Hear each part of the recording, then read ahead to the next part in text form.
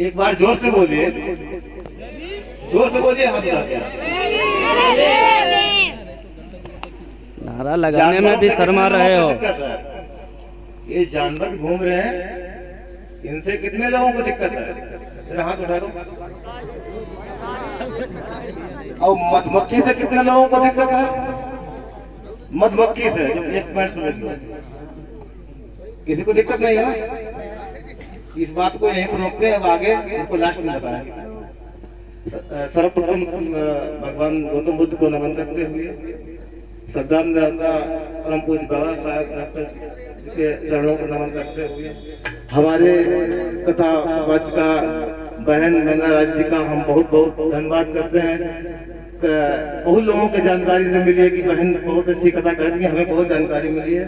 और साथ ही हम बड़े भाई हरिपाल सक्सेना जी का जो इस परिवार में आए, इन्होंने देखा ये सत्य का मार्ग है। ये कठिन तो है, एक कठिन है, परेशानियां भी होंगी, कठिनाई भी होंगी, आपको धमकाया भी जाएगा, आपको झुकाया भी जाएगा, अपमानित भी करना पड़ेगा, लेकिन आपको झुकना नहीं, क्योंकि सत्य का मार्ग हमेशा कठिन होता है, लेकिन सत्य परेशान तो हो सकता है लेकिन पराजित नहीं। क्योंकि जब बाबा साहेब लंदन से पढ़ाई कर वापस आए थे तो उन्होंने बड़ौदा के महाराजा थे, बाबा साहब को पढ़ने के लिए स्कॉलरशिप दी थी। वहां पर वो 10 साल के लिए काम करने के लिए गए थे, लेकिन वहां पर जो ऑफिस में बाबा साहब काम कर रहे थे, वहां के चपरासी था जो बाबा साहब को फाइल हाथ से दूर से ठीक कर लेता था। बहुत अपमान था, लेकिन बड़ौदा महाराज जी के बाद भी बात पहुंची, लेकिन उन्होंने इस बारे में कोई बात नहीं की। इतना छुआछूत, इतना भेदभाव, लेकिन एक बार बाबा साहब की जात के बारे में पता चल गया, उनको वहां से मकान से बाहर निकाल दिया गया था 23 सितंबर 1917 को। उसी दिन बाबा साहब एक सयाजी गार्डन पड़ता है बड़ोदरा स्टेशन के पास में, वहां जाकर पेड़ के पास बैठ गए, पूरी रात बैठे रहे। वहां पर उन्होंने एक संकल्प लिया जिसे हम लोग संकल्प दिवस के माने, बहुत बड़ा वो संकल्प था।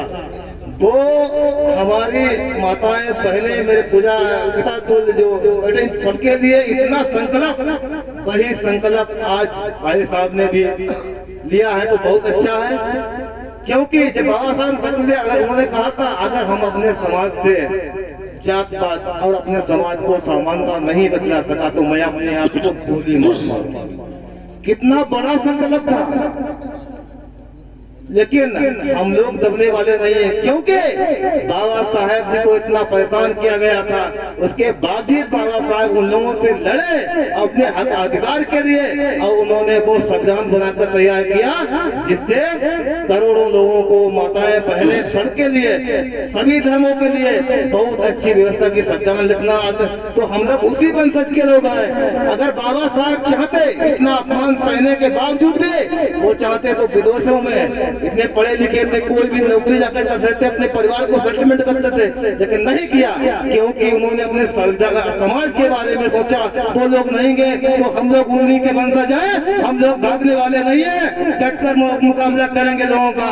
अब कहीं पर कहीं घबराने की जरूरत नहीं है। तो हमारे समाज ने ये एकता कायम की है, इसी के लिए मैं बहुत बहुत आभार व्यक्त करता हूँ और आपको भी दिल से धन्यवाद करता हूँ। हमारा समाज आपके साथ हमेशा खड़ा है, कहीं आपको घबराने की जरूरत नहीं है। आपको क्रांतिकारी जय।